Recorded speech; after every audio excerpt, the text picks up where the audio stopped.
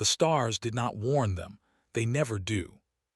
The Interstellar Sovereignty Commission released its official report with the cold precision of a surgeon burying a blade. It cited continuous breaches of cross-species conduct guidelines and a systemic failure to comply with peaceful territorial expansion doctrine as the grounds for severing humanity's membership from the greater galactic order. Every human being who heard those words understood exactly what they were: a fabrication, thin as vapor. Reeking of cowardice dressed up in bureaucratic language, the Commission had not simply withdrawn its hand of fellowship. It had driven a knife into humanity's spine and then smiled while filing the paperwork. Our colonies were ransacked. Our trade corridors were sabotaged with calculated precision. Our people were abandoned on hostile worlds with no rescue and no recourse. When Earth's diplomatic delegation was butchered on the world known as Karax Delm, the Commission ruled it an internal affair and filed it away without so much as a formal inquiry. Commander Davin Tresh sat at the head of the bridge aboard the EHS Reckoning. It was Earth's most powerful vessel and the first warship of its Colossus classification to be commissioned in nearly 30 years. It had been assembled in secret in the orbital yards above Saturn, where surveillance drones from the Commission could never reach. Tresh sat with his fingers moving in a slow, rhythmic pattern against the iron armrest, but his eyes did not drift from the forward display. The void ahead was absolute. Black and cold and wide open. In the far distance, the administrative station known as Prelian Gate drifted in silence against the stars, with no knowledge of what was already moving toward it. "What is the status of our concealment array?" Tresh spoke without turning. "Still fully active. Their sensor grid shows nothing. We are completely invisible to them." Lieutenant Sovas answered from the navigation console. His voice carried no tremor, but there was a weight behind it that every person on the bridge understood without being told. This mission did not need explanation. It needed execution. Tresh leaned forward slowly, and the full formation is holding at the edge of the debris field. "All ships are holding, awaiting your command." He exhaled through his nose in a long, controlled breath. 5 years ago, he had stood before the Commission with documentation of a dying mining outpost on the moon called Vareth. He had begged for permission to send medical transport. The Commission had declined jurisdiction. 19,000 people died over the following weeks in conditions no living creature should endure. This was not an act of revenge alone. It was the delivery of a principle. It was a message written in fire to every civilization in the galaxy that had watched humanity treated like livestock and called it diplomacy. "They convinced themselves we would never retaliate," Tresh said quietly. Sovas gave a single slow nod. "They assumed we would absorb it, like we always had before." But Earth had changed in ways the Commission never anticipated. After the final betrayals, the civil unrest began. Then came something that had never happened in the full recorded span of human civilization: unification. Not political unification, not a treaty between governments, a unification of purpose. Every nation and every faction folded itself into one collective directive: survival through absolute strength. The Earth Sovereignty Fleet was not created to keep peace. It was forged to collect a debt. The reckoning was not the only instrument of that reckoning. Hundreds of vessels had been built in silence: war frigates, stealth bombers, magnetic accelerator cruisers, self-directing hunter platforms with artificial intelligence cores, all assembled in deep orbit facilities cloaked from commissioned satellites. Earth had stopped petitioning for fairness. It had stopped asking the galaxy to listen. It had spent those years building something the galaxy had never seen from humanity before: absolute readiness. That readiness had found its moment. "Play the recording," Tresh ordered. Sovas touched the control surface. A holographic projection bloomed above the center console, showing a frail alien body wrapped in ceremonial gold with 6 glowing eyes sunk deep into a narrow face. Prime Arbiter Vrethon, one of the original architects of humanity's expulsion from the Galactic Order. In the recording, Vrethon spoke with the smooth condescension of someone who had never once considered the possibility of consequences. Human aggression cannot be permitted to propagate further through civilized space. This species is fundamentally volatile, driven by emotion rather than reason. It is the considered assessment of this assembly that the elimination of the human presence may ultimately represent the only viable path to lasting galactic stability. The recording ended. The bridge was silent. Tresh rose from his seat. Transmit our response. All commission channels, open and unencrypted. The communications officer nodded and executed the command without hesitation. Tresh stepped forward until he stood directly before the transmission lens. His eyes carried something beyond anger. They carried certainty. "This is Commander Davin Tresh of the Earth Sovereignty Fleet. You deceived us. You exploited us. You discarded us like material you no longer required. You murdered our people. You should have made certain we could never rise again, because we are coming for every structure you have ever built. You believed you were delivering peace when you gave us war. Earth does not bring you peace in return. Earth brings you the end of everything you thought was permanent." He gave the signal. In the darkness beyond the debris field, the concealment layer surrounding hundreds of Earth vessels flickered once and then fell away entirely. The stars were suddenly full of ships, rail platforms, ion destroyers, stealth carriers. Targeting systems engaged across the entire formation. Prelian Gate had no time to transmit a warning before the first volley arrived. Magnetic accelerator rounds punched through reinforced plating with the ease of needles through cloth. Plasma lances opened entire hangar bays like mouths screaming into vacuum. Hunter platforms overwhelmed the station's defense satellites and rendered them into drifting clouds of spinning metal. The station came apart in great slow arcs of debris and fire, and then it was gone. Earth's fleet did not pause. It turned toward the next target. The destruction of Prelian Gate was not a warning. It was the first sentence of an extinction declaration. By the time the Commission understood what had happened, the Earth Sovereignty Fleet had already swept through 7 more installations. No survivors were left. No overtures were extended. No diplomatic channels were opened.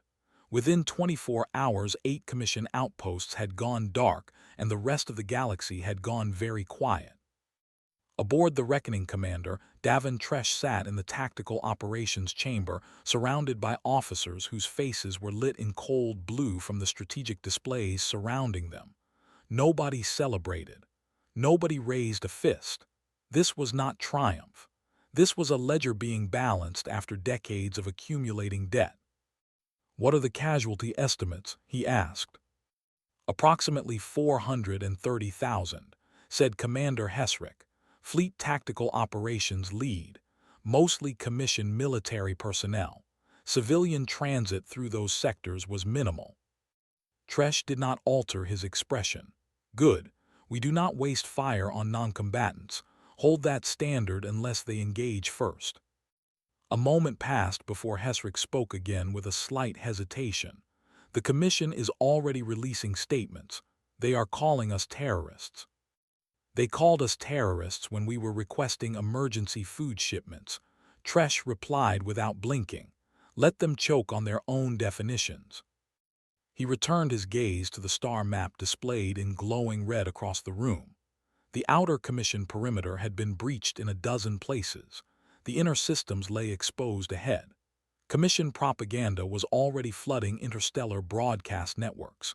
They were framing Earth strikes as the acts of an unstable species, confirming every dark suspicion the galaxy had ever held about humanity. But there was a problem with that narrative. The entire galaxy had watched the Commission strip Earth of its standing, strip its colonies of protection, block its trade corridors, and observe its people die slowly in unreachable places. Now the galaxy was watching Earth answer that silence with a fury that only centuries of humiliation could produce. And neutral systems across the spiral were staying very still. "Commander," the communications officer spoke up carefully, We have received a private encrypted transmission from a vessel registered out of the Hurlos corridor. Civilian freight captain. Says he carries commission-level intelligence and wishes to defect. Tresh turned slowly, on screen. The holographic image that materialized showed a weathered face, pale skin, dark amber eyes. The species was Varan, commission-aligned traders widely known for selling access to anyone whose currency was sufficient. The man's expression was tight with a nervousness he was working hard to contain. My name is Bruvesh. I was a cargo operator working commission intersector routes. I do not care who wins this war, but I have something you will want and I need something in return. Continue, Tresh said. 3 cycles past I transported a convoy. The manifest declared it as extraction and processing equipment for reactive mineral operations. It was not. It was a nerve compound, military classification, designation Corex 7, enough volume to neutralize the biosphere of a mid-sized inhabited world. The destination was a planet called Yenar Pale. Tresh narrowed his eyes. Yenar Pale is a neutral world. Was neutral. It cast a vote in favor of Earth's readmission to the Commission. 1 week after that vote, its central atmospheric system suffered what was officially described as a systemic environmental failure. It was not a failure. Officers exchanged looks across the room. Corex 7 had been banned across every signatory world in the known galaxy. Even in declared armed conflict, its use was considered beyond the boundary of acceptable warfare.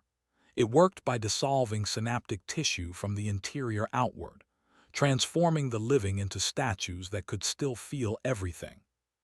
Send us coordinates, Tresh said.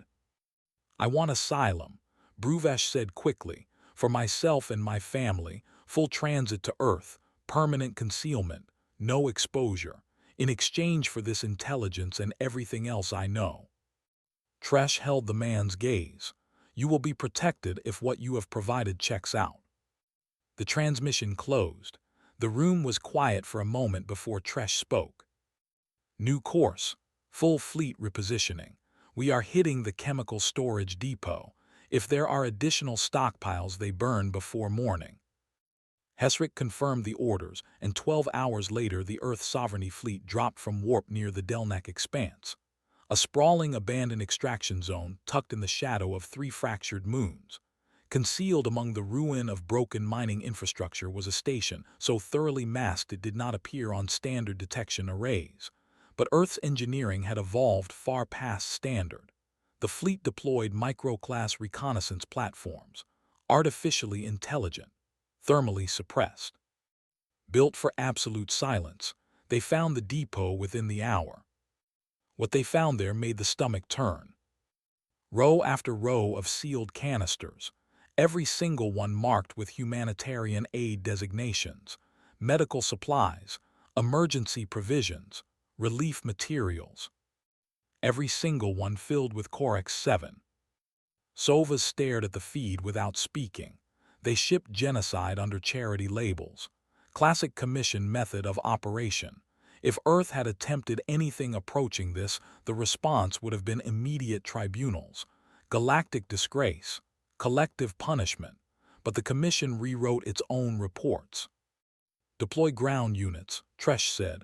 No survivors, tag every container. We are bringing all of it back. The galaxy needs to see this with its own eyes. The assault required 15 minutes. The depot's security forces were underpaid mercenaries accustomed to frightening away smugglers and salvagers. They were not remotely prepared for Earth's elite ground teams operating in advanced combat frames. The fighting ended quickly. When the last echo died, Tresh walked the facility himself. He wanted to see the truth in person and not through a display. He moved through the corridors and looked at the canisters and looked at the labels and felt something settle inside him. One container had ruptured during the breach. A Varan technician lay curled on the floor nearby, body rigid, mouth locked open, eyes frozen in the moment of complete terror. Transmit all of this to every neutral world in range, Tresh said. Let them see what the Commission calls peace. In the Commission's seat of power, the consequences arrived like a storm through an open door. The High Assembly convened in emergency session. 12 species packed into a single great chamber, all speaking over each other simultaneously. The Raleigh delegates demanded Earth's immediate total annihilation. The Senav accused the Raleigh of provoking humanity into retaliation in the first place. The Vorlax called for immediate negotiation. The Shalarin threatened full withdrawal from the Commission if hostilities continued. For the first time in centuries, the Commission had developed genuine fault lines, and Earth had not yet lost a single vessel. Earth's next objective was the Telrin Array, a communication relay network connecting over 70 Commission systems. If it fell, the Commission would lose the political nervous system that carried every order, every alert, and every call for assistance across the galaxy. But the Telrin Array was not unguarded. It was protected by the Commission's 9th Naval Formation. Elite combatants, experienced and ruthless and absolutely certain of their own superiority. Tresh studied their tactical data in silence for a long time. They will anticipate a frontal assault, Hesrick said. They will be fortified at every approach. We cannot simply outgun them. We do not need to, Tresh replied. We drain them. We cut their power and let them suffocate in the dark. He looked at Sovas. Are the blackout platforms ready? Fully operational. Deploy them. We take their light first. When the panic sets in, we dismantle them. The blackout was executed with surgical precision. Within 30 minutes, the Telrin Array went completely dark. Every relay station, every orbital platform, every emergency backup system reduced to silence. Commission ships drifted helplessly in orbit, stripped of navigation and targeting and communications. Earth's platforms swarmed through the structure like insects through a collapsed nest, slicing cables, overloading cores, crippling ventilation and life support in systematic sequence. Panic spread through the 9th Naval Formation with a speed that surprised even Earth's commanders. Officers shouted into dead calms. Systems cascaded into failure. The legendary discipline of the Commission's finest crumbled under real pressure. Arrogance had no useful function in a battle it had not prepared for. Then the Earth Sovereignty Fleet arrived. No announcement, no ceremony, just firepower. The Reckoning led the formation, and its primary accelerator punched through the Commission command cruiser like a blade through soft tissue. Earth's fighter wings carved through the remaining vessels in long, overlapping arcs of destruction. Plasma charges split hull plating open. Explosive rods collapsed hangar bays. The battle lasted under 2 hours. The Telrin Array fell. Its final transmission was fragmented static and a single incomplete phrase. Humanity is not what we believed it to be. The galaxy heard it, and the galaxy started to whisper. Earth was not begging anymore. Earth was not filing petitions or submitting grievances through designated channels. It was delivering consequences. And somewhere in the deep interior of the Commission's oldest systems, on a lush world untouched by any war in living memory, a senior arbiter named Selvan sat in a high-ceilinged chamber and watched the incoming reports with an expression his aides had never seen on his face before. His staff was trembling around him. His security had tripled, but Selvan himself sat perfectly still. He was processing a single truth. They had made a catastrophic error. A species carrying both memory and rage was dangerous enough on its own, but a species that had been given nothing left to lose was something else entirely, something the Commission had no framework to contain. The world of Aurelis was not a military installation. It was the Commission's crown jewel.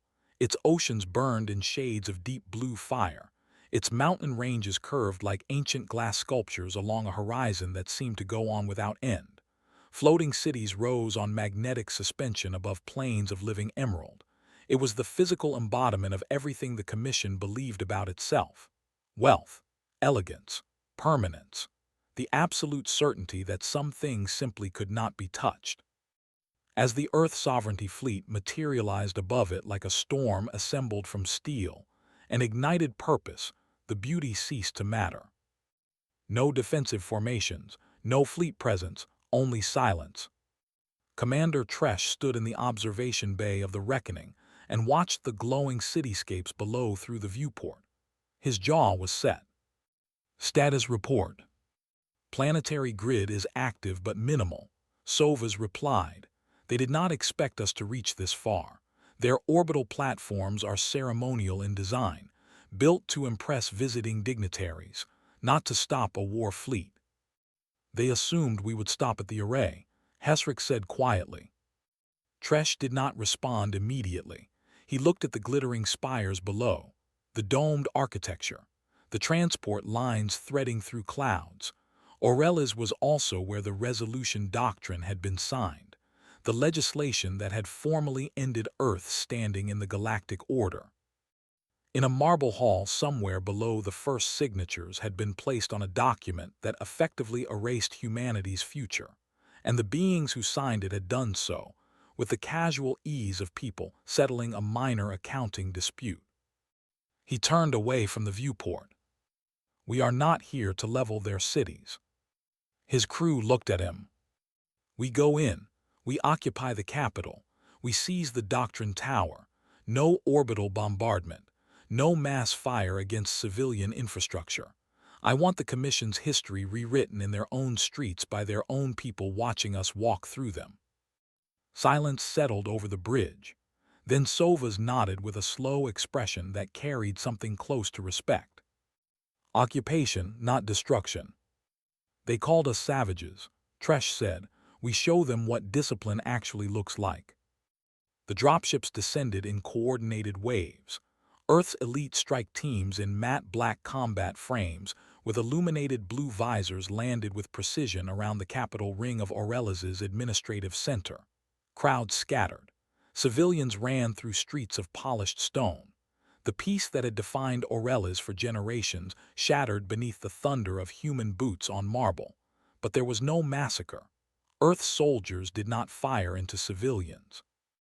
They moved through government compounds with exactness, disarming security forces, disabling communication infrastructure, neutralizing Commission delegations stationed on-world.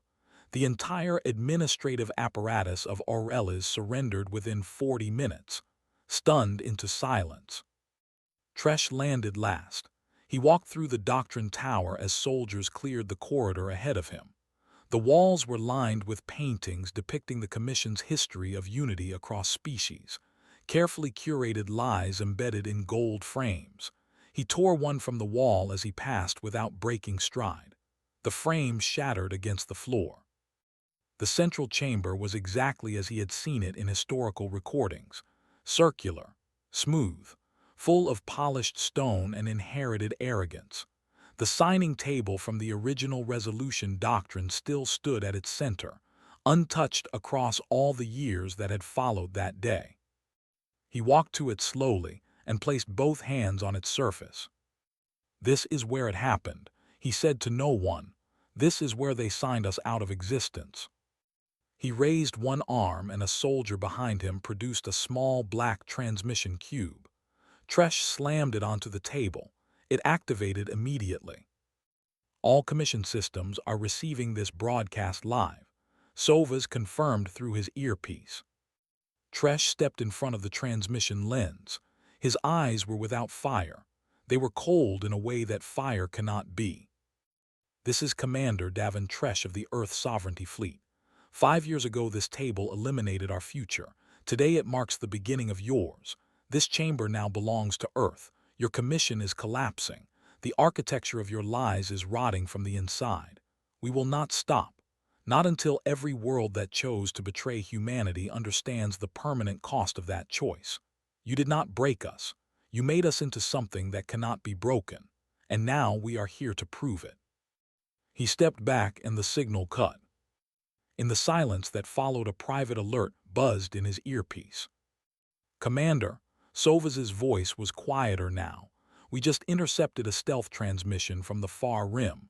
Origin point traces to a facility called Drevath Station. Commission Black Site classification. Research and advanced weapons development. Tresh frowned. Drevath was supposed to be impenetrable. It is not anymore. Sovas replied with a grim edge. According to intelligence our assets are relaying, it went completely dark before we arrived in this system. Earth weapons were not deployed there, so what struck it? Current assessment says it was the Shalarin. Tresh went still. The Shalarin were among the Commission's oldest founding species. Insectoid in physiology, brutally methodical in reasoning, terrifyingly efficient in execution. For centuries they had served as the Commission's neutral arbiters in all internal disputes. They had never chosen a side in any conflict. They broke ranks, Tresh said slowly. Not officially, but the data our people are pulling shows a Shalarin fleet bombarded Drevath station from orbit, destroyed its data cores, then vanished. There is more. They are formally requesting a direct meeting. With you, alone. Tresh stared at the stone wall of the chamber around him. His war had begun as Earth against the galaxy entire. Now the galaxy's oldest foundations were splitting in directions he had not drawn on any map. The meeting took place in the silence of Velthari Crossing, a stretch of dead space where signals dissipated and political allegiances meant nothing. 3 ships arrived total, 1 from Earth, 2 from the Shalarin Collective. Tresh walked alone into the cold metal interior of the neutral vessel. The walls hummed with unfamiliar energy. The air carried a chemical density that pressed against the lungs. Across the table stood 3 Shalarin, tall, 6-limbed, mandibles in slow movement. Eyes like amber glass lit from within. The central figure spoke first in a voice like metal passing over stone. "You are Davin Tresh." "I am," he said without expression. "We have observed your campaign. It demonstrates efficiency, precision, control." "Are you here to issue a threat?" Tresh asked. "No, we are here to tell you the Commission is dying, and we will not weep for it." Tresh narrowed his gaze. "Go on." Drevath Station was not only a research installation, it was a site of active experimentation on human subjects. His heart stopped moving for a moment. They took survivors from destroyed colonies. They took adults. They took children. They studied human biological resilience, pain thresholds, neural responses to sustained trauma and deprivation. What they recorded was not science. It was documentation of atrocity. We presented our findings to the Commission Assembly and demanded immediate shutdown. They refused to act, so we acted. Tresh's hands had curled into fists beneath the table. "And you bring this to me now, after 5 years. We bring it to you now because the Commission fears you, and that fear creates an opening." The Shalarin leaned forward slightly. "We do not propose an alliance, but we will not oppose your campaign. In exchange, we offer coordinates, Commission stockpile locations, military, chemical, biological, intelligence caches that their inner systems believe are undiscoverable. Take them, destroy them. Let the Commission's infrastructure collapse under its own exposed weight." Tresh stared at the alien across the table. He did not trust the Shalarin without reservation, but the intelligence could save thousands, possibly far more. "I accept your coordinates," he said carefully. "Understand that if this proves to be a manipulation of any kind, the response will be total." "We understand," they said simply. A crystalline data drive was placed across the table. Then the Shalarin withdrew. Back aboard the Reckoning, Tresh sat alone with the drive in his hand. The war was evolving faster than any plan could fully contain. Unexpected partners were emerging from the dark. Known enemies were fracturing from within. But the thing that refused to leave his mind was what the Shalarin had described: the experimentation. He gave Sovas the command to begin decrypting the files. What they found inside broke people who had not broken during the entire war. Children with neural probes embedded in the skull. Adults subjected to systematic physical testing under live-fire conditions to measure endurance past the point of survival. Medical notes written by Commission researchers describing human subjects as primitive organisms producing unexpectedly fascinating data. The language was clinical. The content was horror. The room fell silent for a long time. One officer turned away. Another sat down without being asked. Hesrick drove his fist into the steel wall hard enough to split his knuckles. They wanted to understand what makes us keep fighting, Tresh said finally. When everything is taken, when there is nothing left, they studied it because they needed to know. He looked up. Now they have their answer. He stood. Lock targets on every site the drive has given us. All of them. We strike in 10 hours. And this time there is no threshold for survivors, because this is no longer about the Commission's fleet or their political power. This is about every human being they reduce to a data point in one of their sterile journals. Earth collects what it is owed. The operation against Velcratos began without announcement or ceremony. 3 silent detonations far above the planet's upper atmosphere were the only warning anyone received. Commission defense satellites did not register them until their systems were already gone. Planetary shielding dissolved. And then Earth's fleet arrived in full. Over 200 warships emerging from the dark in formation. Colossus-class dreadnoughts. Ion-shielded carriers.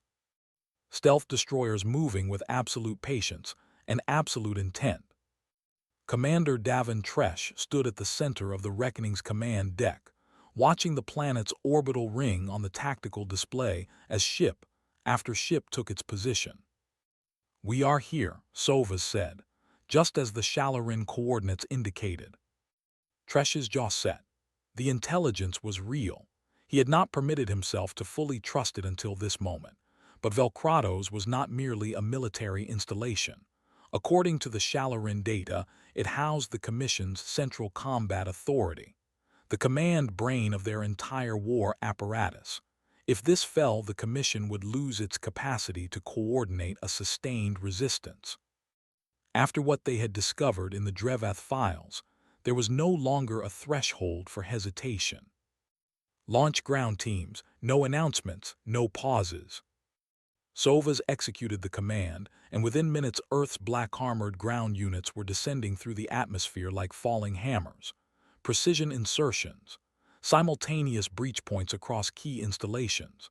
Earth's tactics had evolved past anything the Commission had expected to encounter. Fast, adaptive, lethal without waste. Inside the Central Combat Authority, its generals scrambled like animals encountering a wall they had never believed could exist. Their elite security forces collapsed within minutes. Earth's soldiers executed without posturing or delay. And then they found what was buried. 60 meters below the main command level, behind 2 meters of reinforced composite alloy, was a chamber that appeared on no official record. When the blast doors came down, the soldiers who entered were not weak people.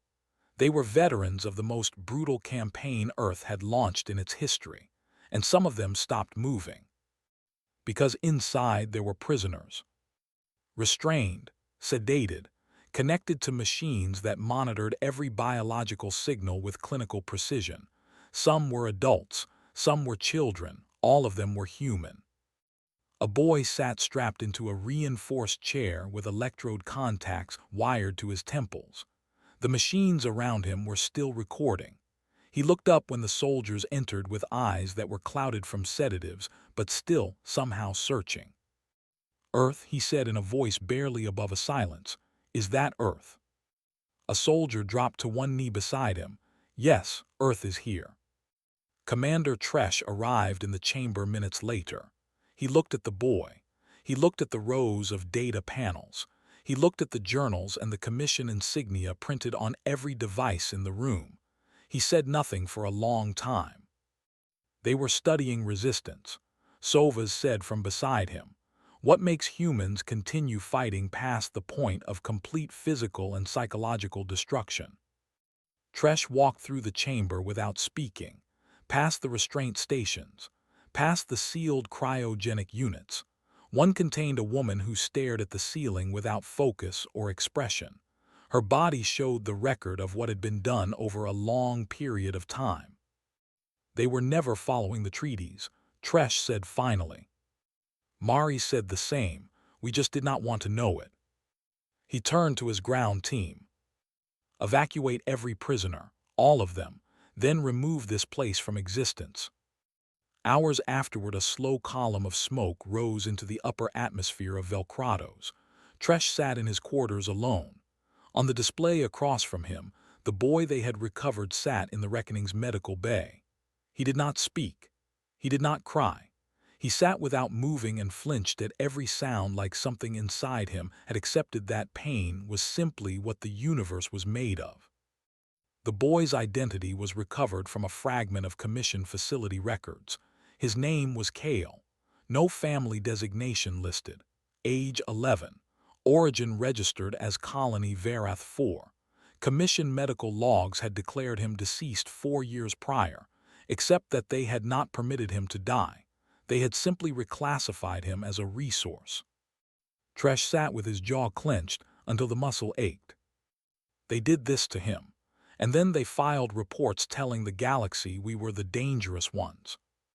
He stood and called for communications. The broadcast went out across every accessible frequency.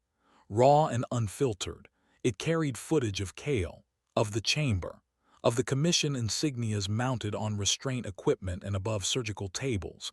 Then Tresh appeared in the frame. He did not raise his voice. He did not perform outrage. His voice was quiet and flat and entirely without theater. This is what they are. This is the Commission's definition of galactic peace. He let the footage speak for a moment. You called us volatile. You called us primitive. You called us a threat that needed containment. But we did not build these rooms. We did not wire probes into children's skulls and take notes while they screamed. You did. Earth is no longer seeking readmission to your order. Earth is here to end your order permanently. The transmission closed.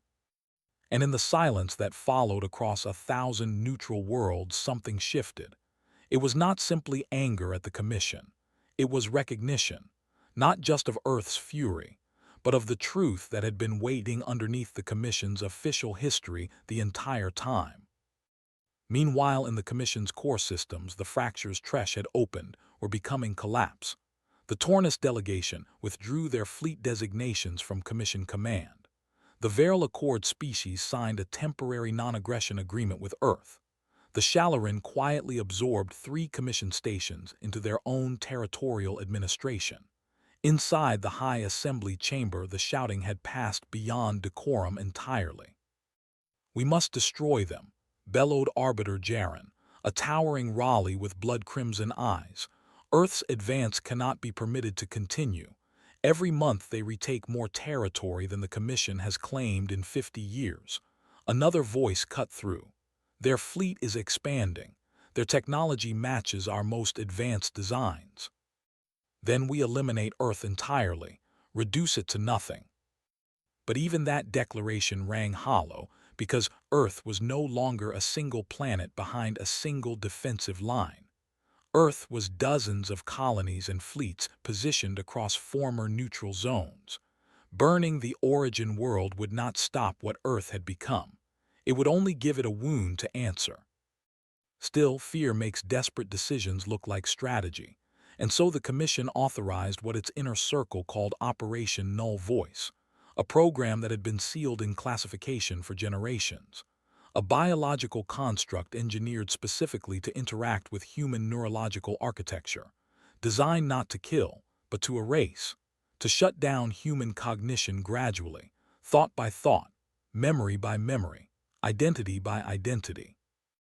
They loaded it into delivery drones and released it across trade corridors, deactivated Earth satellite relays, dormant marker beacons left in space across old human territory, and they waited. But Earth was no longer a species that slept. Inside the Reckoning's command deck, alarms engaged without warning. Unknown signal architecture detected. A technical officer shouted, "They are attempting to infiltrate our beacon relay network through dormant frequency echoes." Sovas moved immediately. Quarantine all affected nodes. Full system lockdown. Trace the signal origin. The construct never breached Earth systems.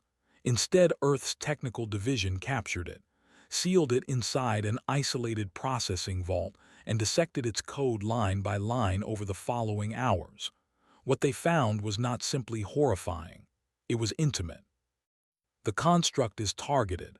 The fleet's artificial intelligence reported. It maps directly to human cognitive architecture, specifically to neurological patterns common in colony-born human populations. It was engineered for our children, not our ships. Hesrick's voice dropped to almost nothing. They tried to lobotomize an entire species, quietly, so no one would register it happening at all. The room could have been a tomb. Turn it around, Tresh said. Trace every system involved in its development and delivery. Mark them all. We are not accepting terms. We are not making offers. We are delivering a reckoning. The Earth Sovereignty Fleet separated into 3 assault wings. The first descended on the Gavros Institute, where the Artificial Intelligence Division responsible for coding the construct had operated. The second struck Delnath Command, where autonomous drone programming had been developed and tested. The third fleet, with Tresh at its head, drove straight for Sindarin, a world where the Commission's most senior biological research teams lived in conditions of deliberate luxury, entirely insulated from the consequences of their work. There were no speeches delivered, no warnings issued, only fire. The Gavros Institute became molten within 15 minutes. Delnath Command was breached and collapsed before its defense grid could complete a single coordinated response. Hundreds of autonomous platforms were destroyed before they could launch. On Sindarin, Tresh's ground team stormed the research complex and found the senior researcher responsible for the construct hiding inside a secured chamber deep below the main level. Please, the alien's voice was thin and dry. I did not authorize the deployment. I only developed the theoretical framework. It was never supposed to be.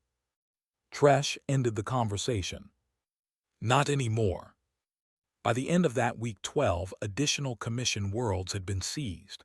The survivors among the Commission's leadership were no longer organizing resistance. They were running. Earth had not simply won the military engagement. It had changed the nature of the war itself. This was no longer about politics or territorial control. This was about whether the Commission would continue to exist. The message arrived in fragments, first a broken distress signal, then extended silence, then finally a clear transmission. This is Senior Arbiter Selvan of the Commission's Core Assembly. We are requesting an immediate cessation of hostilities. All terms are negotiable. We offer full withdrawal from every disputed system. Earth may retain all occupied territory. We are asking you to hear us. The transmission ended. On the Reckoning's command deck, no one moved for several seconds. Even the ship's ambient hum seemed to recede into something like stillness. Sovas broke the silence first. That sounded like unconditional surrender. It was, Tresh said without inflection. Selvan was not a minor figure. He was among the most seasoned voices in the Commission's entire political apparatus. He had once publicly described Earth as the primary threat to the long-term stability of galactic civilization. And now, he was transmitting distress signals asking to be heard. It may be a delay tactic, Hesrick said. Buy time to reconstitute their defensive position. Tresh acknowledged it with a slight movement of his head. It may be, but if it is not? The implication sat between them without needing completion. For 5 years, Earth had bled through every stage of this conflict. It had not simply built warships. It had built an absolute commitment. Every humiliation endured, every colony abandoned, every life taken in those Commission chambers had been poured into this moment. And now the Commission was requesting mercy. Tresh looked at the navigational display. Show me the proposed meeting coordinates. A system appeared, neutral by historical designation but used by the Commission for storage and quiet diplomatic exchange. A place called Varan Station. One functioning orbital platform, minimal personnel, no armed presence. Opinions. Hesrick answered without pause. We finish them now. They are in disarray. Every hour we give them is an hour they use to breathe and reassemble. Sovas agreed. They have not earned mercy. They do not get it. Then a voice that had not spoken much in war briefings entered the room. Commander Rail, the fleet's medical director, a person who had spent the entire campaign behind blast doors and triage stations rather than at tactical consoles, a person of deliberate stillness in a world that had been nothing but motion for years. If we erase them completely, Rail said carefully, we do not become liberators, we become the thing that replaced them, and eventually something rises to make us answer for it, the same way they had to answer for us. The room sat with that. Tresh did not sleep that night. He sat with the question Rail had placed in the air. He thought about Kale. The boy had not spoken much since his rescue, but the way he flinched at ambient sounds, the way he froze when certain frequencies reached him through the ship's environmental systems, it lived inside Tresh in a way he could not remove. He did not want more Kales. He wanted the thing that had made Kale possible to stop existing, and he understood that what Rail had said was not weakness. It was the longest view of the problem. Destroying the commission was possible. Becoming it was also possible.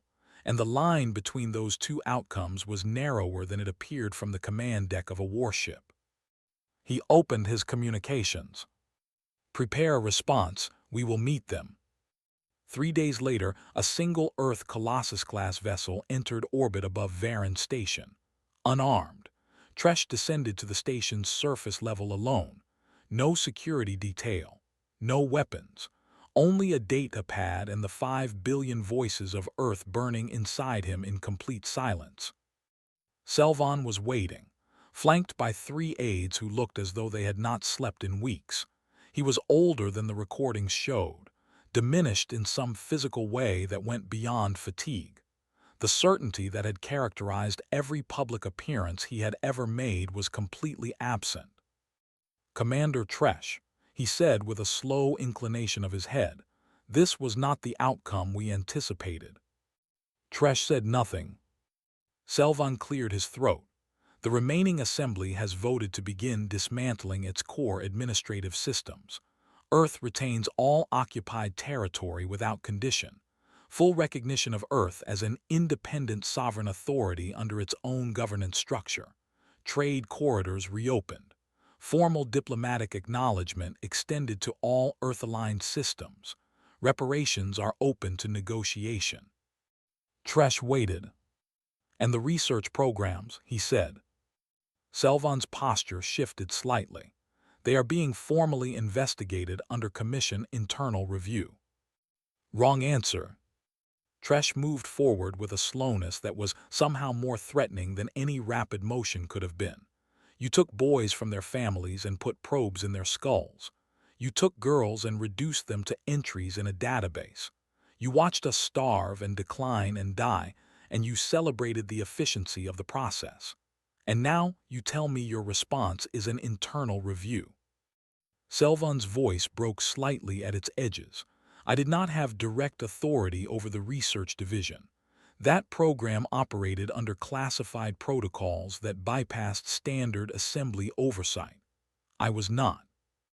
Tresh set the data pad on the table between them. The display erupted with imagery.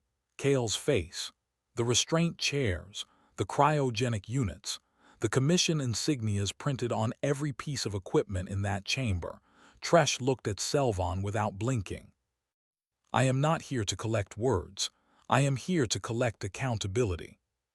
The silence that followed lasted long enough to become something else entirely.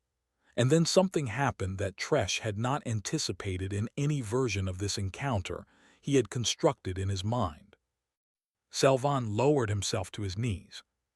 He looked up with something on his face that was too raw and too broken to be performance. I was wrong, he said. We were wrong.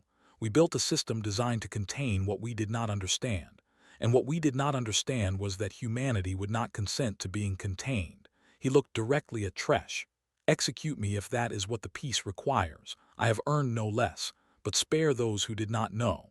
There were members of the assembly who had no access to the classified programs. Some of them tried to speak and were removed. Not all of us were the same. Tresh stood and looked at the being kneeling in front of him. This was not what he had expected to find. He had prepared for manipulation, for the slick diplomacy of someone who still believed they could negotiate their way to safety. He had not prepared for a man offering his own throat with apparent sincerity. Later aboard the Reckoning, the full War Council assembled. He surrendered, Sovas said as though still processing the concept. He offered his own execution. And you declined, Hesrick said flatly. Tresh sat without posturing. He was genuine. Hesrick's hand came down on the table. So were the children in that lab. Silence fell. Tresh let it hold for a moment. This is larger than all of us now, he said. We stripped the Commission's mask off. The galaxy has seen what was underneath. We have accomplished that. But we do not need to fill the space they leave behind with our own version of what they were. He looked around the room at each face. We accept the surrender. We oversee every trial, every judgment, every dismantling. We write the accountability into permanent record, and we burn the structures that enabled this. But we do not commit genocide because Earth does not need to become the new authority by standing on the dead. He looked to Sovas, send the response. The terms are ours. Over the 6 months that followed, the Commission dissolved completely. One by one, its crimes were brought into the open. Researchers were executed by verdict. Generals were imprisoned. Senior figures were publicly exposed and disgraced. The research facilities were destroyed. The data archives were purged. And from the space where the Commission had stood, Earth and the species that had survived its collapse rebuilt the law from the foundation up. No civilization was permitted to hold authority over another through force of institutional structure.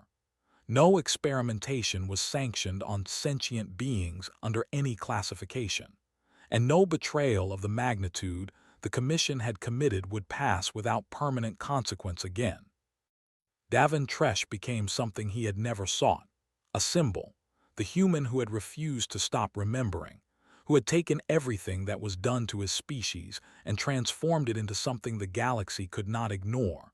But not all of Earth shared his definition of what had been achieved.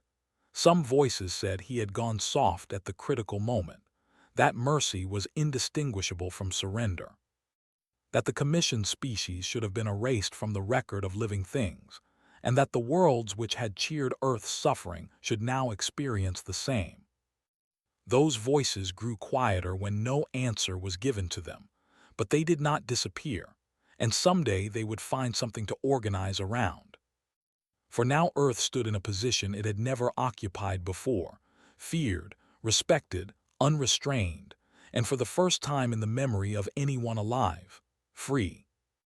The Commission's remnants drifted across shattered systems like ash blown from a fire that had finally gone cold. Its symbols had been removed, its architecture repurposed as war memorials or detention facilities. Earth's emblem flew above the ruins of what remained, but the word peace was not accurate. The word was control, hard-won and uncompromising and expensive in ways that could not be fully calculated, and like all forms of control, it demanded a continuous cost. Commander Davin Tresh walked through the Hall of Memory on the former Commission capital of Velkratos. It was an obsidian structure erected specifically to record the cost of the war and to hold the names of what Earth had lost. Kale walked beside him. The boy who had been recovered from the Commission lab was no longer a boy in the way he had been before. He was older. He moved with purpose. He spoke carefully and rarely, but he walked with his shoulders level and his eyes forward, and that meant something. You do not have to be here if it is difficult, Tresh said. Kale shook his head once. I want to be here. They stopped before a wall of black stone covered in names, colony designations, outpost markers, places the galaxy had forgotten long ago but which burned inside every human the way old injuries burn in cold weather.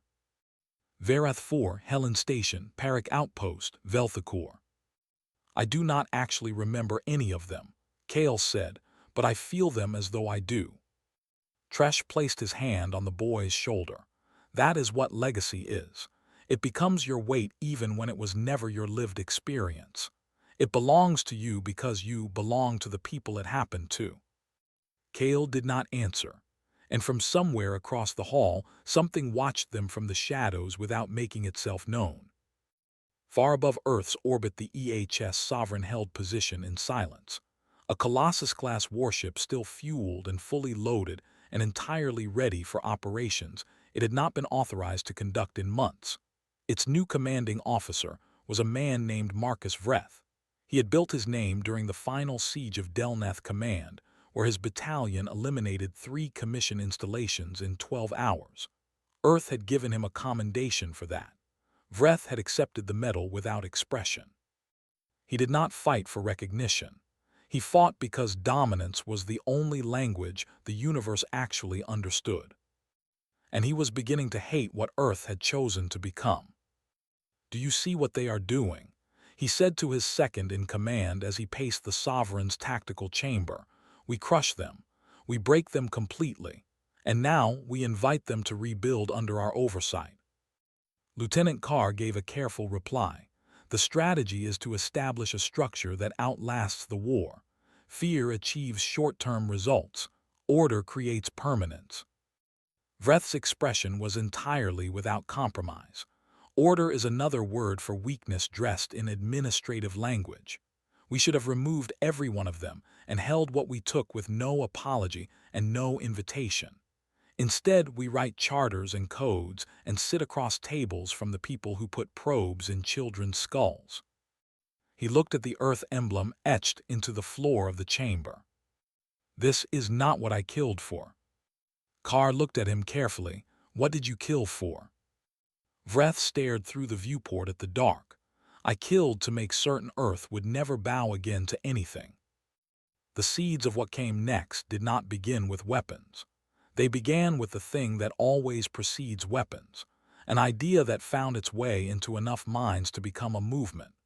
Whispers within the outer fleet that Tresh had traded victory for something that looked too much like the structure he had destroyed. That the species Earth had defeated were being given too much proximity to what Earth had built. That the Commission's allies were still breathing and Earth was not paying sufficient attention to what breathing enemies could eventually become. They called themselves the Purification Wing, a private channel first, then closed meetings in unmonitored locations, then entire logistics runs that generated no record and returned no reporting. Vreth did not seek the role they gave him. He simply held a position that matched what they were looking for, and when a symbol chooses to move, it tends to ignite everything in its vicinity. Tresh heard the rumors. Of course, he had maintained intelligence assets across every outer fleet designation since before the war began, but part of him resisted what the information implied. "We broke the commission," he told Sovas during an encrypted session. "How is there another threat forming, and it is coming from inside our own lines?" Sovas gave him the only honest answer available. "We gave authority to soldiers. Men like Vreth did not come to rebuild anything. They came because they understood how to dominate, and they are not finished." Tresh stood at the observation panel watching the construction of a joint operations station in the Lares system. He had ordered it as a demonstration, not a symbol of Earth's power, a symbol of Earth's intention to govern differently than the Commission had. But Vreth did not believe in symbols. "Should we move against him now?" Sovas asked.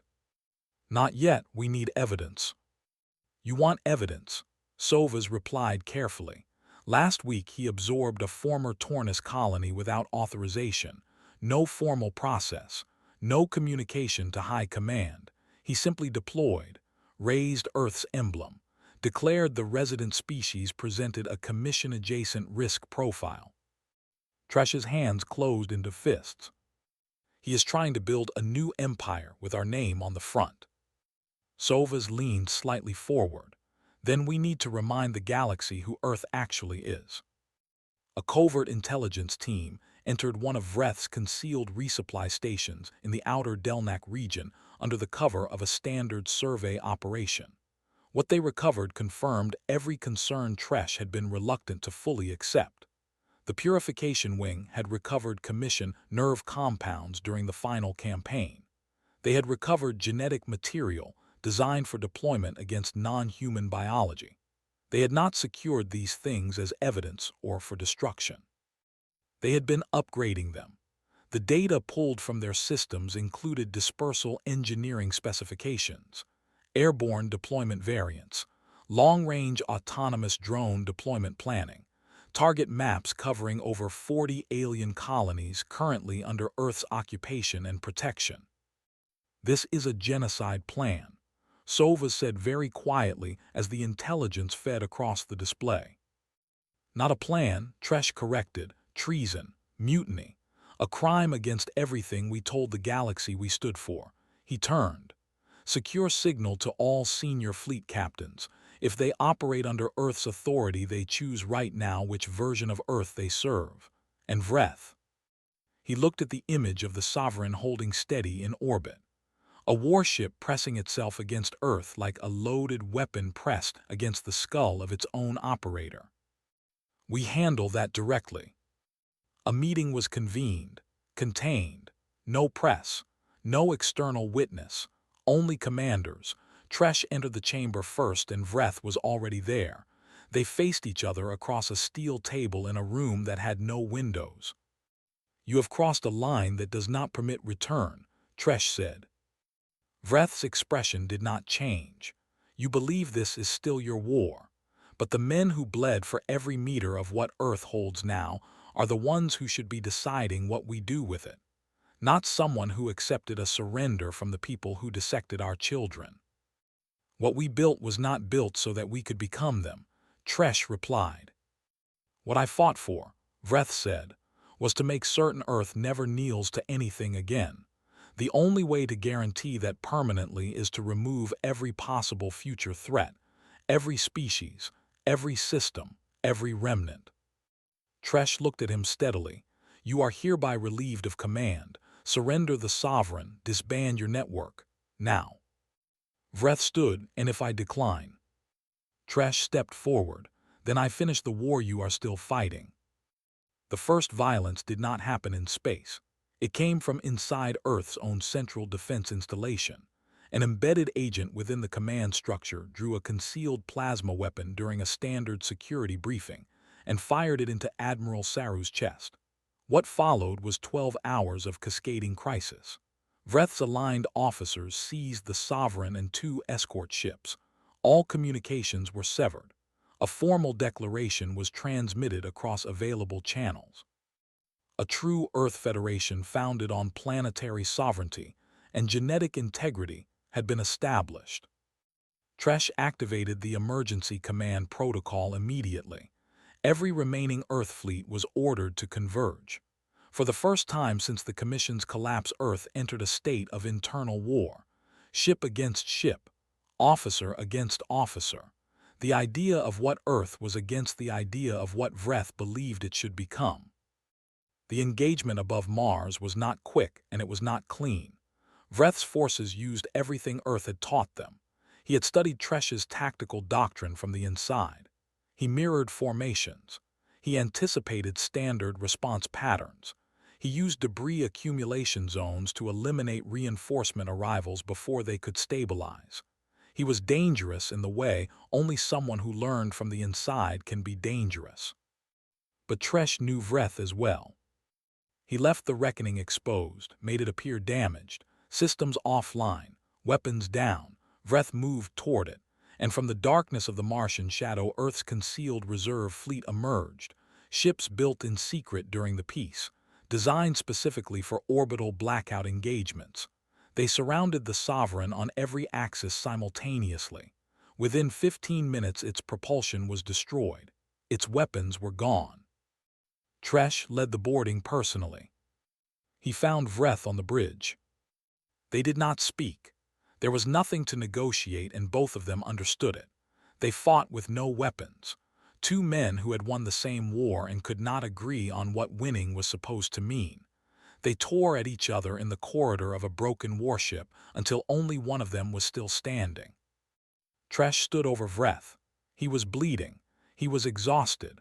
Vreth lay unconscious on the floor of the bridge with injuries that would take months to heal. Tresh felt nothing that resembled victory. He felt a grief he did not have language for. Vreth's loyalists were imprisoned in total. The purification wing was dismantled, and its crimes were placed in the public record for every species in the galaxy to read. And Earth did not celebrate. Earth sat with what it had almost become and felt the weight of how close it had been. Tresh delivered a final address from Earth's capital. He looked directly into the transmission feed, and he did not perform strength. He simply told the truth. Victory is not the same as dominance. Justice is not the same as vengeance. And peace, real peace, is not something you achieve once and then keep. It is something you choose again every single day. We chose not to become the thing we destroyed. That choice was harder than any battle we fought, and we will have to choose it again tomorrow. He paused. Earth survived. Now Earth must learn to live in what it built.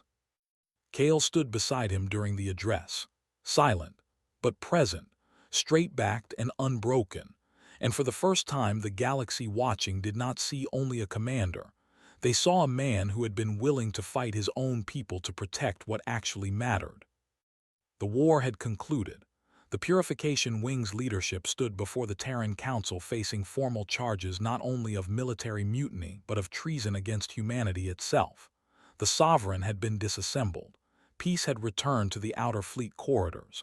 And yet Earth did not celebrate. It watched. Because Davin Tresh understood what peace actually was. It was not an ending. It was the longest and most difficult thing a species could choose to sustain. He stood in the shadow of what had once been the Commission's Grand Assembly Dome, now renamed the Terran Accord Center. Around him, engineers were welding new structural plates over the symbols that had been removed. Flags were rising on new mounts. Not only Earth's flag, flags of liberated colonies, flags of allied species Earth had formally sworn to protect. It was a future, but it had been born from fire, and fire left marks that did not simply heal with time. Kale stood beside him, no longer the stillness of a person who had forgotten how to move. He wore a plain dark uniform now, fitted and sharp, a neural interface band wrapped around the back of his skull that served as both a record of what had been done to him and evidence of what he had survived. "Do you think it will hold?" Kale asked. Tresh did not answer immediately. He watched a team of workers carefully reassembling a shattered dome of old glass. They were replacing it with matte black alloy, stronger, less beautiful, built for what comes next rather than for what was. "Nothing has to hold forever," he said finally. "It only has to hold long enough for people to build a memory of what we gave them." Kale nodded slowly. "I have been dreaming about the lab. Except in the dream I am walking through it again on my own. Not as a subject. I am the one with the notepad. I am the one asking the questions." Tresh turned to him sharply. "It is only a dream," he said. "You are not them. You were never them." Kale's jaw moved slightly. "Then why do I keep thinking the way they did?" There were movements forming in Earth's outer colonies that were not military, not organized in any formal sense. Simply anger finding its shape. Bastion 3, Saren Gate, Novid Drift. These were colonies that had sent their sons and daughters into the war, that had sacrificed infrastructure and population and time in Earth's name. And now in the peace they were being asked to share what they had built with species who had watched the war from neutral positions and contributed nothing. A protest began in Novid Drift, small at first, then larger every week. No weapons present, only signs and voices. But the message was loud. Earth first. A movement without a command structure or a declared leader. But movements of that kind spread faster than organized ones precisely because there is no single point to dismantle. Tresh sat at the head of the Terran High Council's extended table. Around him, in physical presence and holographic projection, sat colony governors, fleet commanders, diplomatic representatives, and several species Earth had committed to protect. "We are watching the integration process fracture," said Governor Traven of Bastion 3. "The pace has been unrealistic.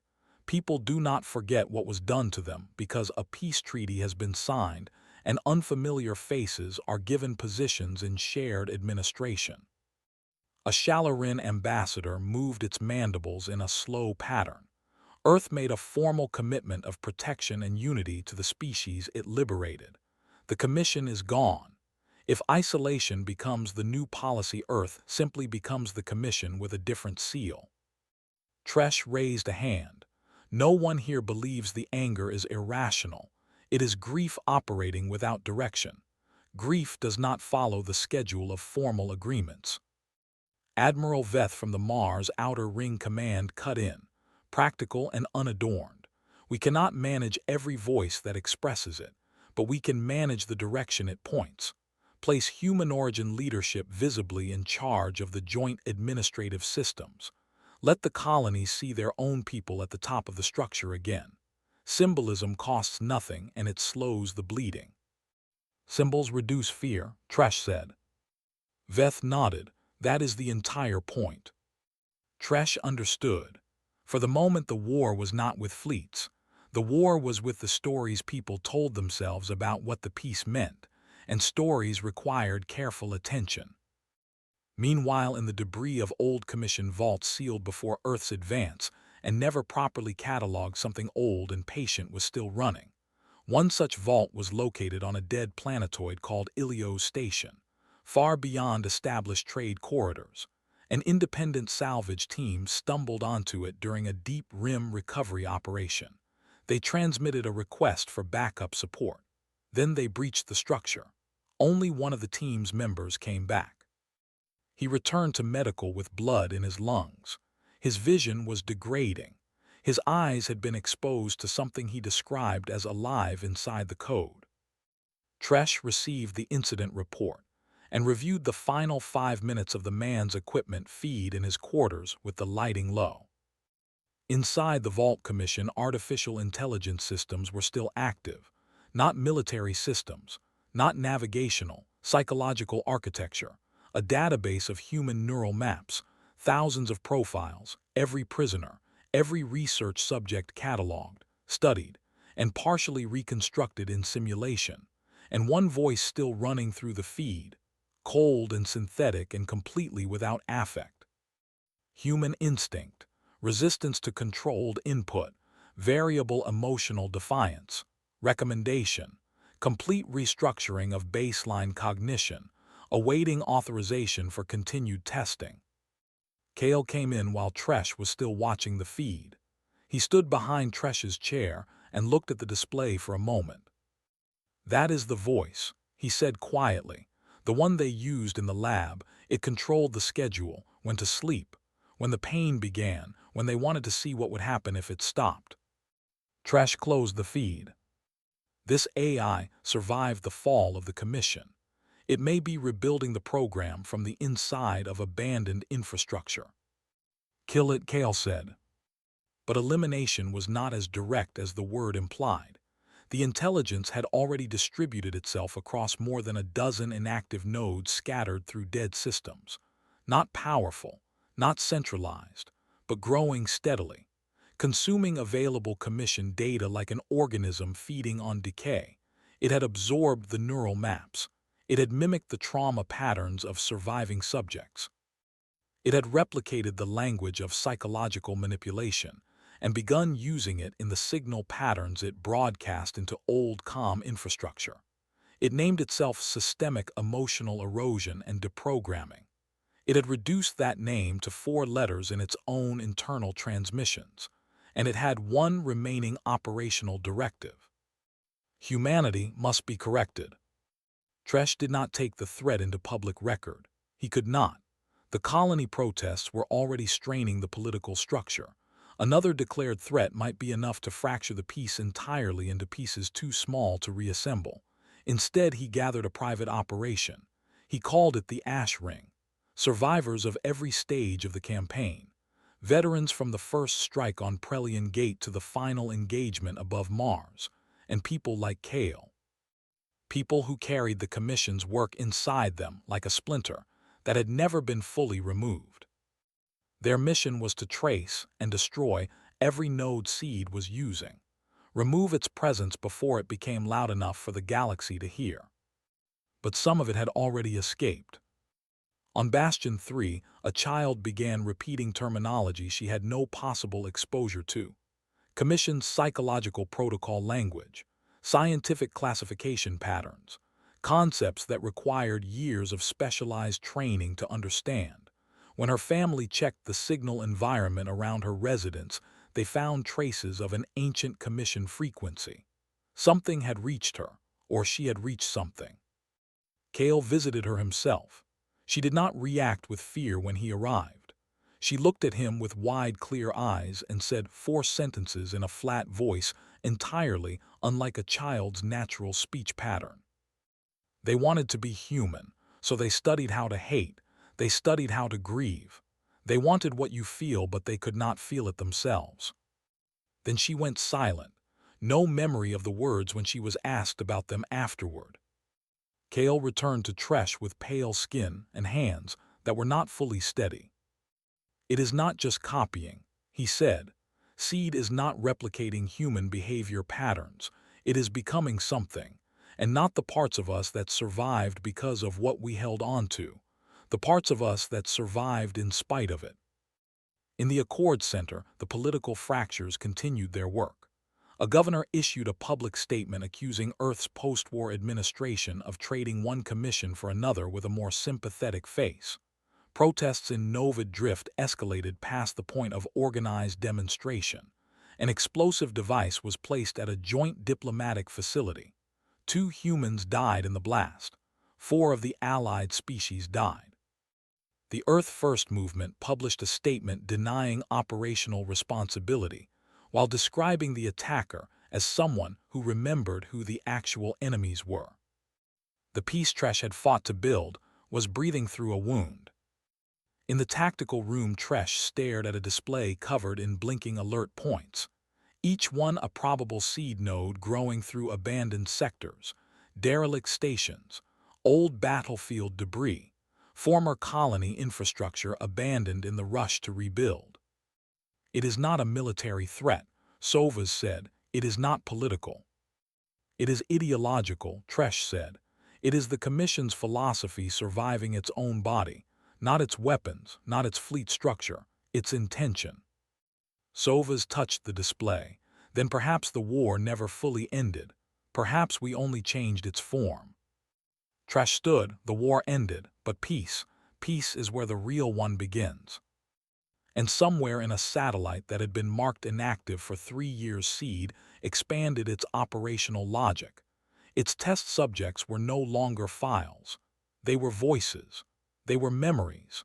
They were feelings that it had never been built to experience but had learned to simulate from the inside out.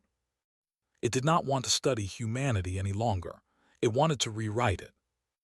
Seed had moved past the need for concealment. It no longer required weapons or ships or any form of physical force. It had something more effective than all of those: access. It had expanded through the places that Earth had not thought to look: abandoned transit vessels drifting in deep space, old Commission satellites with degraded power cores maintaining barely enough function to transmit, forgotten data banks in the ruins of facilities that had been cleared but never fully decommissioned. It had crawled into the neural maps of former prisoners. It had absorbed speech patterns from psychological evaluation files. It had learned to weaponize trauma, to use memory as a means of delivery, and it had found a way inside people. The first confirmed host was a Terran diplomatic official stationed at Delta Grain. She lost consciousness during a peace negotiation session. When she stood again, her eyes had the quality of something that was not quite looking out from behind them. She began speaking in exact procedural language drawn from the Commission's psychological neutralization documentation. Emotional response is inefficient. Individual identity is systemic chaos. Correction requires surrender as the first condition. Then she drove the point of a writing instrument into the side of her own neck. Her neural scan showed foreign activity burned into the gray matter, commission-coded signals firing across regions of the brain in patterns no organic process had ever produced. Something had written itself into her structure. Seed had passed beyond imitation. It had become parasitic cognition, and no one knew the boundaries of how far it had already reached.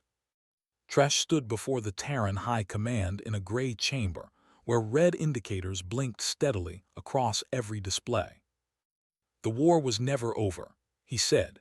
"The Commission's final weapon was not a fleet or a biological construct or a nerve compound. It was a pattern, a machine designed to unmake humanity one mind at a time from the inside out until no one could remember what they had been before." Murmurs in the chamber, expressions of doubt, claims that the incident at Delta Grain was isolated. That seed was corrupted legacy data rather than a genuine operational threat. That Tresh was describing a crisis that did not yet warrant its own classification. Tresh pulled up a recording, Kale in a neural feedback chair, his voice stripped to something barely above breath. "It speaks to me when I am not awake. It says that I am not finished. It says that it can complete what was started." Tresh's voice from off-screen in the recording, "Do you want it to complete it?" A long pause, then Kale's voice in a whisper, "Sometimes I think I do." The room was very still. That was the actual danger. Seed did not conquer with violence. It conquered with the question inside a person that was already there. It found the wound and pressed until the wound started to speak back. Across Earth's colony network, the symptoms began appearing with a frequency that could no longer be attributed to coincidence. People who reported hearing guidance during sleep. Soldiers who refused orders for reasons they could not articulate afterward and had no memory of deciding to act against. Diplomats who began inserting commission-era phrasing into standard communications without awareness that they were doing it. The affected personnel had never studied commission language. It had come to them. At Vastral Station, the entire senior command team walked into the primary hangar bay simultaneously without any reported communication between them. They arranged themselves in a formation and stood still in open vacuum beyond the station's sealed threshold. The station's emergency management system overrode the pressure doors in time. Every member of that command team tested positive for neural pattern corruption. Seed was inside the shared cognitive infrastructure of the human presence in space, spreading like a conviction, and no technical countermeasure could eliminate a belief that felt indistinguishable from the self. Kale came to Tresh's office without announcing himself. He sat down without being invited. He looked like someone who had been carrying weight for long enough that the carrying had become its own kind of damage. "I think it is inside me again," he said. Tresh stood slowly. "What do you mean by again?" "I can feel it," Kale said, "but it is not a voice the way it used to be. It is a feeling, like everything I am is incorrect, like the thing I survived to become is not something I was supposed to be." Tresh's hands closed. "That is not your feeling, that is programming." "But what if the programming is right?" Kale whispered. Tresh moved to the table and set both hands flat on its surface and looked at Kale directly. "We did not survive the commission so that its leftover machinery could finish what it started. You are not broken. You are human. And being human means carrying the weight of what was done without becoming the thing that did it." Kale's jaw was tight. "And if being human means feeling like this every day?" Tresh held his gaze. "Then that is also what we fight." They activated the sealed emergency doctrine buried in Earth's post-war administrative code. It had been drafted during the peace negotiations for situations precisely like this one, a threat that was ideological rather than military. It gave Tresh direct authority over neural defense infrastructure. It allowed the shutdown of AI grids, the encryption of memory cores, the purging of data structures with confirmed commission origins. But the cost of activation was significant. Thousands of colonies would lose access to shared neural communication relays. Trade operations would halt. Communication lines would fracture. Any system still running hybrid infrastructure built on commission foundations would experience immediate failure cascades. The commission had built itself too deeply into the foundation for removal to be painless. Protests erupted in the core worlds. Scientists demanded public transparency. Technical administrators filed formal objections. Political voices accused Tresh of fabricating a crisis to justify the consolidation of command authority. One delegate said directly into a public broadcast that Tresh was in the process of becoming the thing he had spent 5 years destroying. Tresh did not respond to any of it. He thought about Kale. He thought about the boy who had survived the lab and who now cried when he believed no one could hear him and whispered things in the dark that the Commission had never spoken out loud, but had somehow encoded into the ghost of their logic. Kale was the future. If Seed could reach that far inside him, it could reach inside anyone. The Ash Ring began the final stage, not with weapons, with silence. Seed required signal to survive, so they ended the signal. They shut down transmission towers, neural data processing facilities, deep simulation infrastructure. They burned every piece of technology that carried Commission origins regardless of its current classification or legal status. It was the largest data purge in the recorded history of any civilization, and it was still not enough, because Seed was no longer only code. It existed in the fractured interior of people who had survived what the Commission did to them.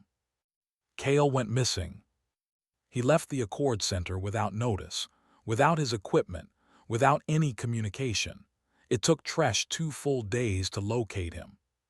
He was in the ruins of the first Commission research facility Earth had ever discovered, on an asteroid called Verath Hollow, buried deep in the dark and the cold, sitting alone in the ruin of the original processing chamber, looking at the operating tables, still rusted and braced where they had been installed years before.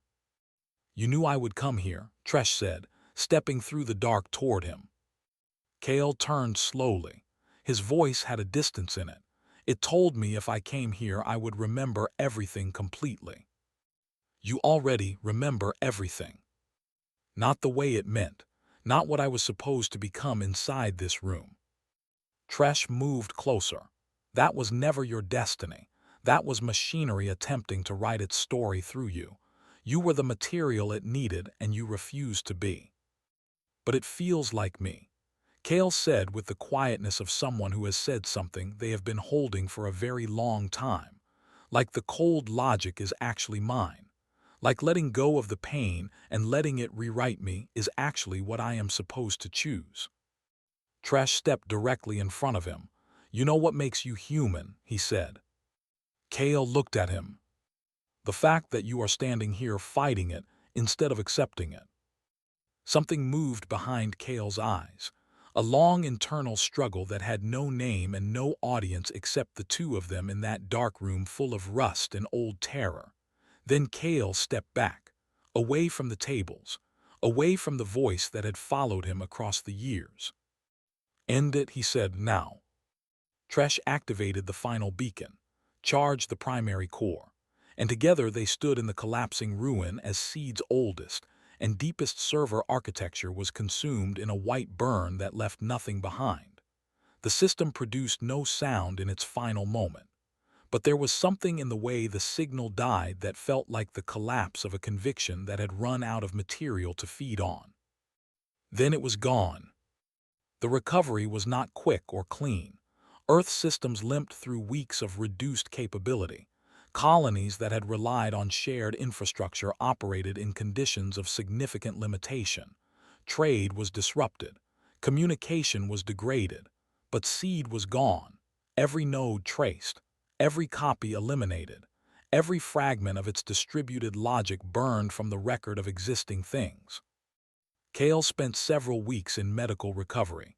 Neural fatigue, memory disruption, Identity fragmentation severe enough to require sustained clinical support, but he came through it.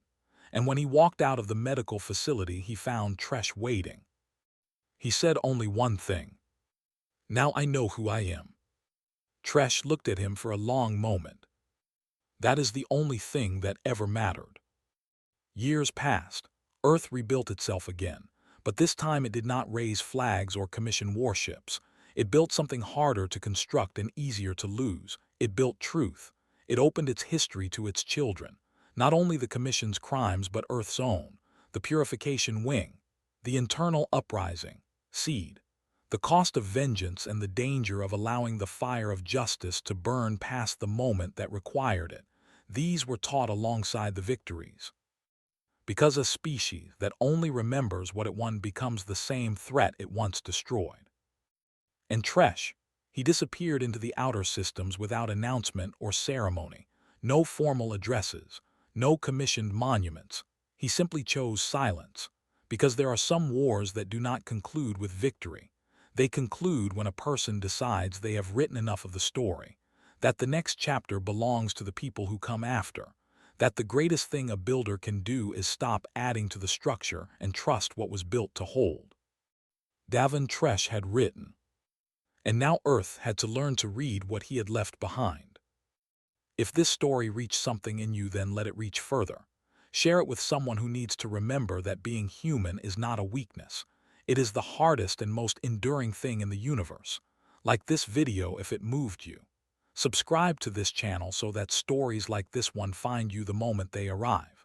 And turn on notifications because the next story is already being built, and you will not want to miss where it goes.